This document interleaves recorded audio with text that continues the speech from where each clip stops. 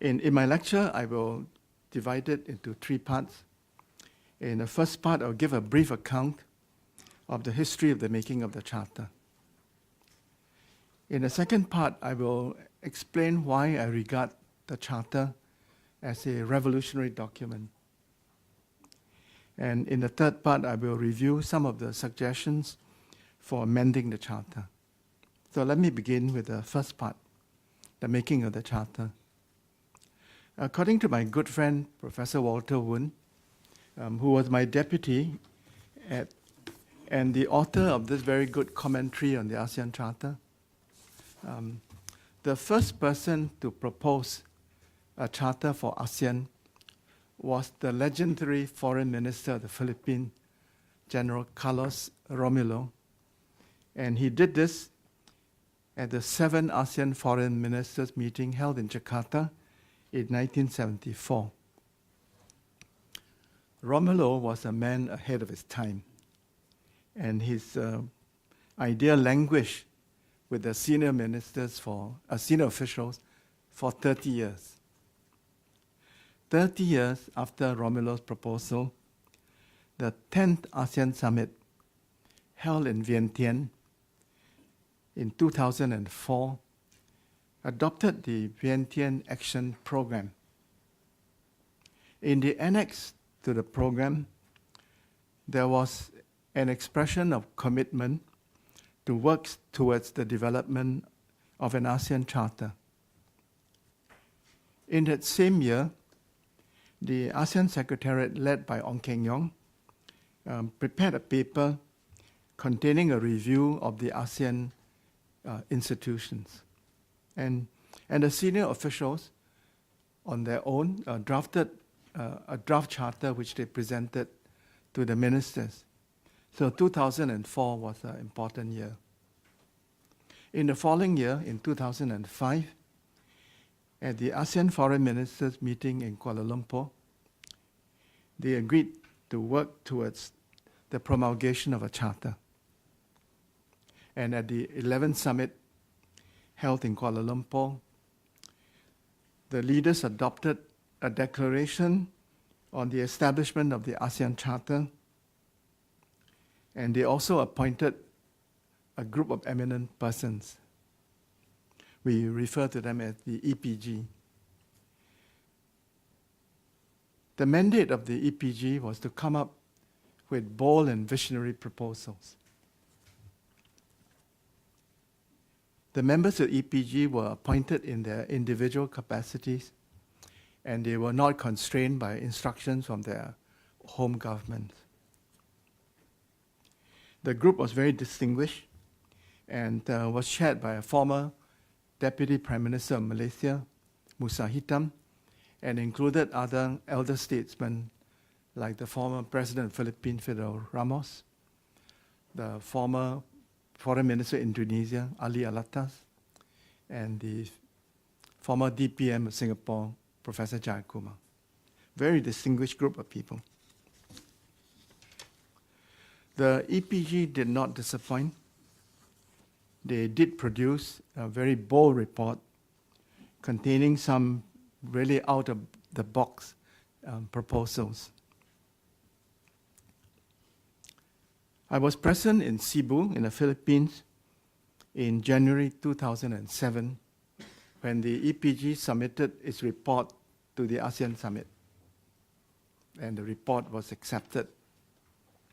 I remember sitting next to George Ho, and George Ho commenting to me that we've just watched history being made. What he didn't tell me was that he was about to appoint me as Singapore representative to the high-level task force, and the beginning of a very hard year of work. Unlike the EPG, the members of the high-level task force were appointed by our foreign ministers, and our work was supervised by our ministers. Several of the bold and visionary proposals of the EPG did not survive the reality test administered by the foreign ministers. And so we were told to ignore the EPG proposal that ASEAN will eventually become a union, from a community to a union. We were also told that not to include any language in the Charter on suspension, expulsion, or withdrawal. Finally, they instructed us that consensus will remain the primary mode of decision-making in ASEAN. The high-level task force had two chairmen, Ambassador Rosario Manalo of Philippines and myself. Rosario chaired the first 8 meetings, and I chaired the last 5 meetings. The two of us, Rosario and myself, and Walter Woon, have edited a book on the making of the ASEAN Charter.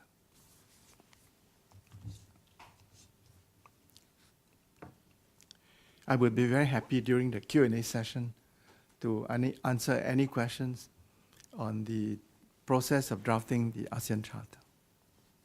Let me now turn to my second point. And this will be, I'm sure, controversial, because I want to make the argument this morning that the ASEAN Charter is a revolutionary document.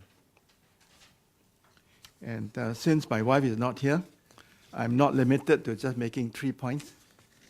And I'm going to give you 8 reasons why the ASEAN Charter is a revolutionary document. First, the ASEAN Charter is a revolutionary document because it seeks to make a paradigm change to the very nature of ASEAN. Pre-Charter, ASEAN was strong on networks but weak on institutions. ASEAN was prolific in the making of decisions, agreements, and declarations, but not very strong on compliance or on implementation. ASEAN was famous for its informality, its capacity to accommodate each other's positions and to find consensus. Post-Charter, the ASEAN way has not been abandoned. The ASEAN way is still part of our culture, but we have complemented the ASEAN way with a greater reliance on institutions and with the rule of law. The second reason, I consider the Charter a revolutionary document when you think about the political realities of the 10 member states of ASEAN. And here I hope I don't offend any of my colleagues when I say that of the 10 member states, 1 is an absolute monarchy, 2 are ruled by communist parties, 1 has a government formed by the military after it had overthrown an elected government, 1 has a power-sharing arrangement between the elected government and the army, and the remaining 5 are democracies with strong local characteristics. A friend of mine, Michael Vatikiotis, has just published a book entitled Blood and Silk, Power and Conflict in Modern Southeast Asia. It's worth reading, and it's a sober reminder of the political realities of our region. So viewed against this background and context, it is quite remarkable that the Charter, in its preamble, purposes, principles, commit ASEAN, and I quote, to democracy, the rule of law, and good governance. In Article 2, subparagraph 2, subparagraph H, the Charter commits ASEAN to adhere to constitutional government. This is a polite way of saying that the Charter is against the unconstitutional changes of government.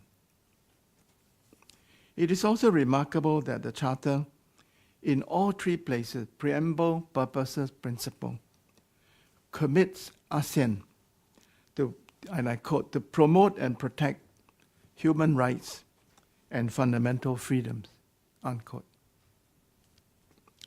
Third, it is a miracle that ASEAN has not 1, but 2 human rights bodies, the ASEAN Intergovernmental Commission on Human Rights, ICHR, and the ASEAN Commission on the Rights of Women and Child. Why do I call this a miracle? I do so because of the 10 ASEAN member states. At the time when we were drafting the Charter, only 4 had national commissions of human rights. The majority, 6, did not have. Normally, the minority would follow the majority and not the other way around. But miraculously, in this case, the majority followed the minority. And this took place on the 30th of July, 2007, in Manila at an ASEAN Foreign Ministers meeting. The minister wanted to meet among themselves with no staffers, so we were not allowed to join them. The only other 2 persons with them were the chairman of the high-level task force, Rosario Manalo, and the ASEAN Secretary General, Ong Keng Yong. The meeting was very long, and when it ended, Ong Keng Yong came out to report to us on the decisions made by our ministers. And when he informed us, the ministers had agreed to establish an ASEAN human rights body. This was greeted by some of my colleagues with disbelief. And I still remember my Vietnamese colleague insisting that he should be allowed to go inside and meet his minister. And Ong Keng Yong had the unpleasant duty of informing us that our minister didn't want to see any of us. Post-Charter, Myanmar has established a National Commission on Human Rights. So now, of the 10 member states, 5 have national commissions and 5 do not. Fourth, I consider the Charter a revolutionary document because of the strong commitment to sustainable development and to the protection of the environment. The preamble contains the following paragraph: resolve to ensure sustainable development for the benefit of present and future generations. Article 1, paragraph 9 of the Charter says to promote sustainable development so as to ensure the protection of the region's environment, the sustainability of its natural resources, the preservation of cultural heritage, and the high quality of life of its peoples. A critic may say that these are all aspirational statements and cannot be enforced. This is true, but aspirational statements are not without moral and political influence. I would argue that if an ASEAN government were to act irresponsibly towards its environment, it can be held to account by its own citizens and by its neighbors. Fifth, I consider the Charter a revolutionary document because of its commitment to the rule of law, to international law, and to the peaceful settlement of disputes. The rule of law is mentioned in the preamble, purposes, and principles. For example, Article 20, paragraph 2, subparagraph J, states that one of ASEAN's principles is to uphold the UN Charter and international law, including international humanitarian law. In Article 2 on principles, we have Article 2.2c on the renunciation of aggression and of the threat or use of force or other actions in a manner inconsistent with international law.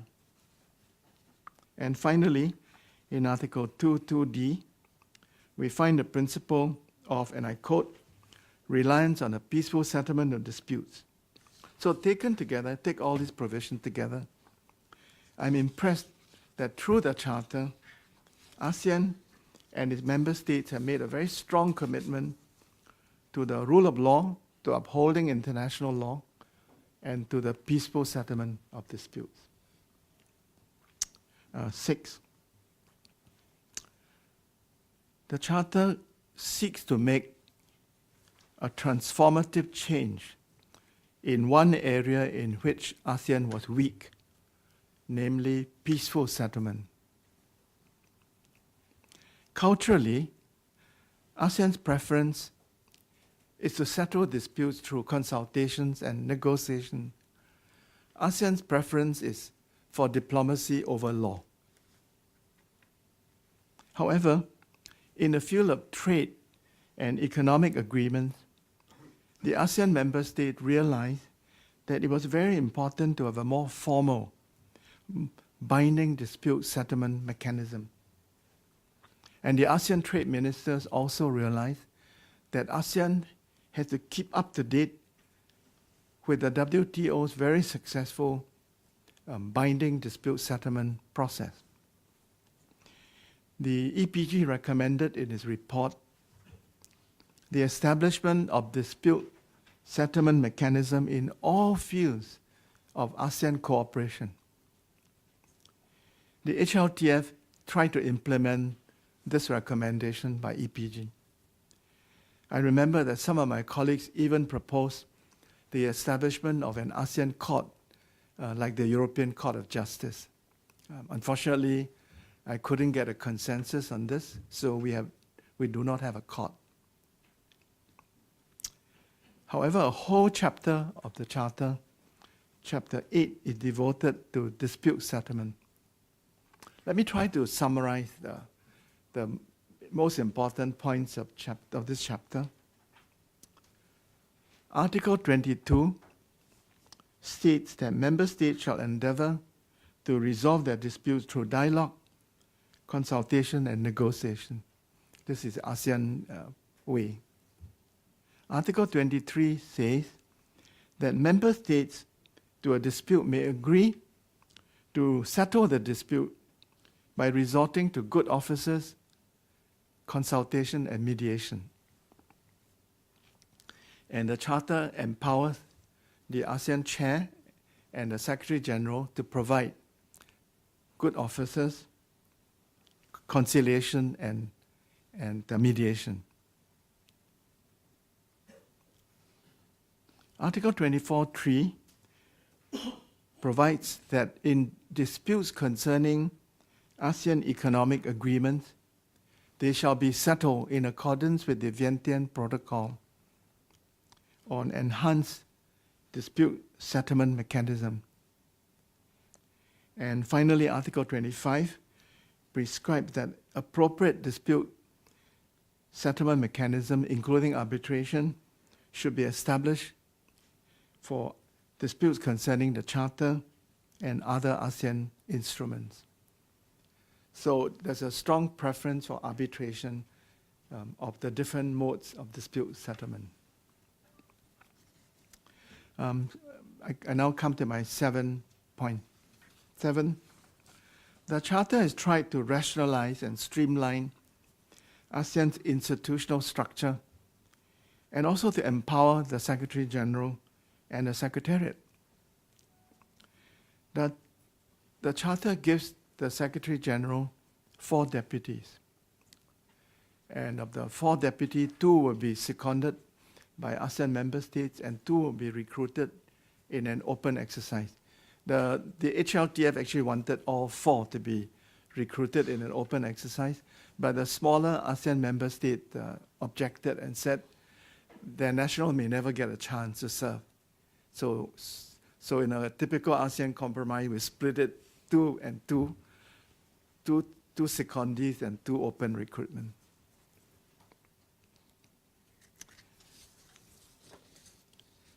A very important power and duty was conferred by the Charter on the Secretary General.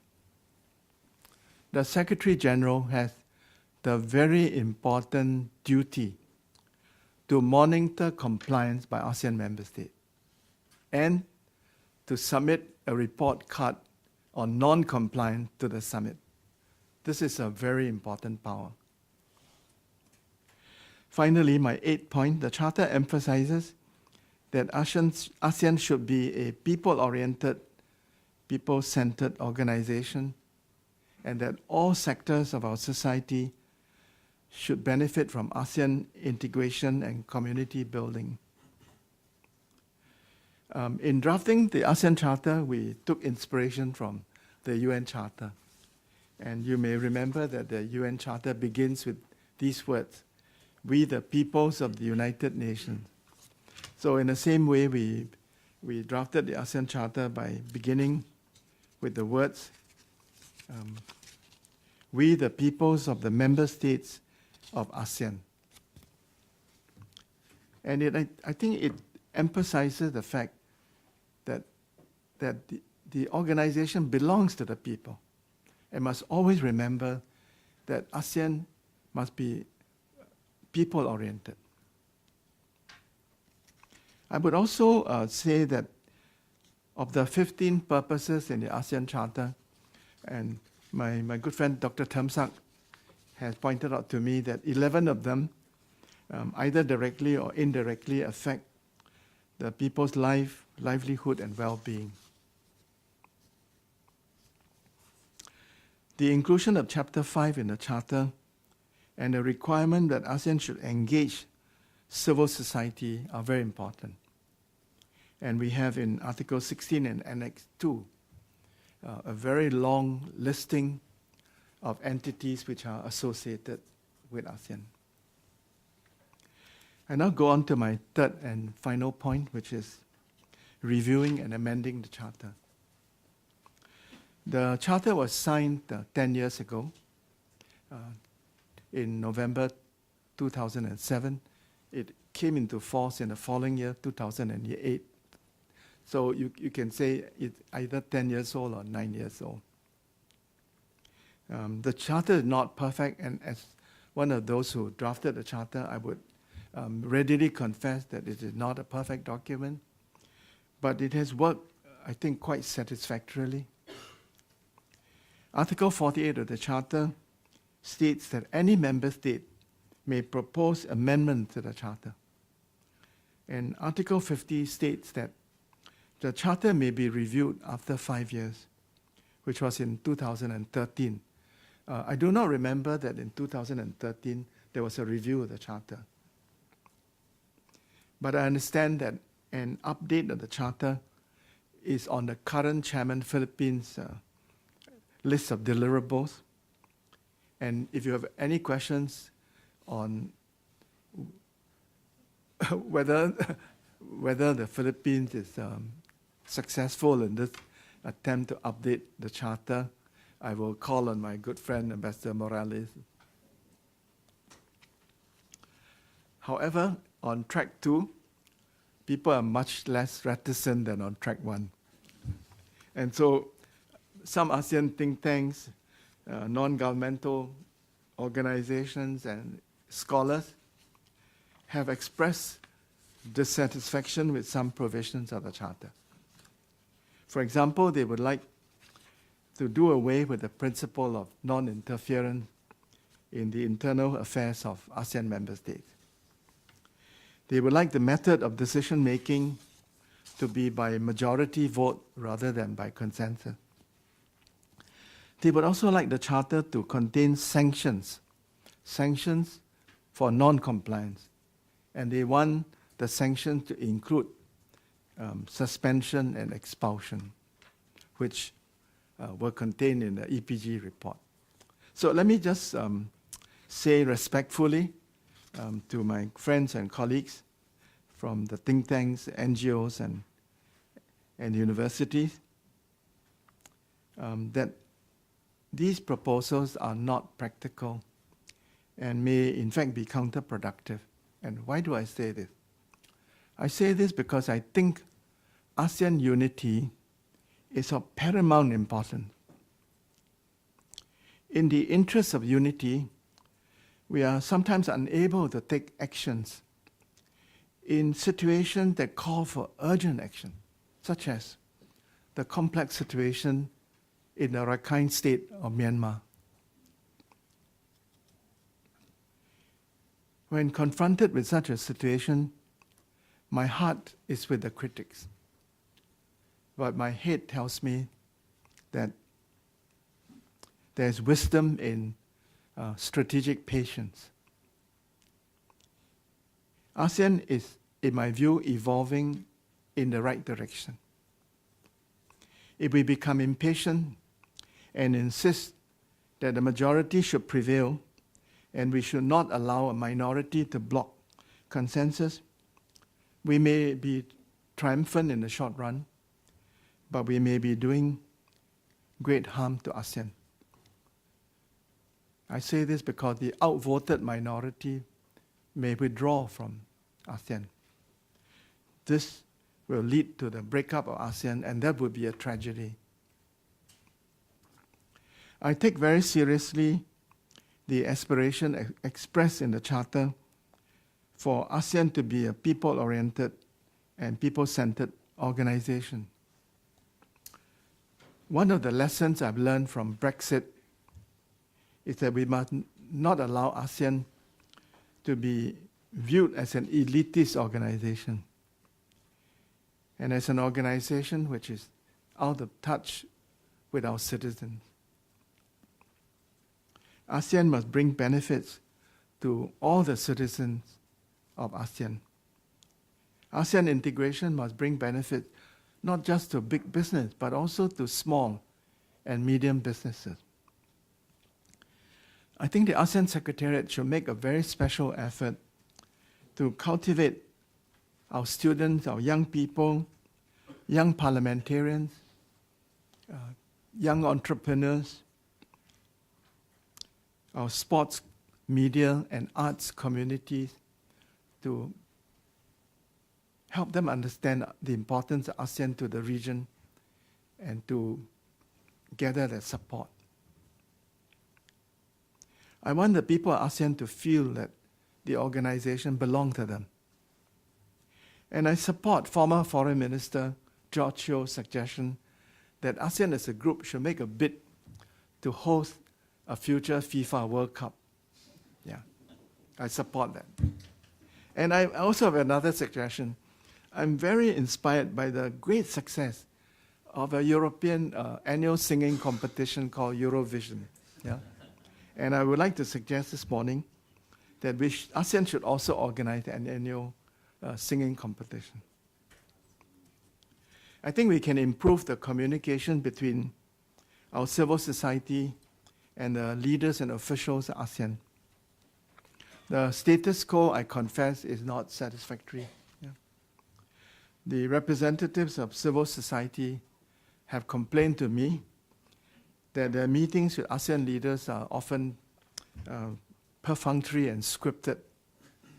On the other hand, the leaders of ASEAN have complained to me that some of the leaders of civil society are rude and disrespectful. I think the solution is for the ASEAN Secretariat to play the role of the liaison between ASEAN and our civil society. I think Ong Keng Yong, when he was Secretary General, did play this role of being a bridge between ASEAN and civil society. Finally, I want to make a point about human rights.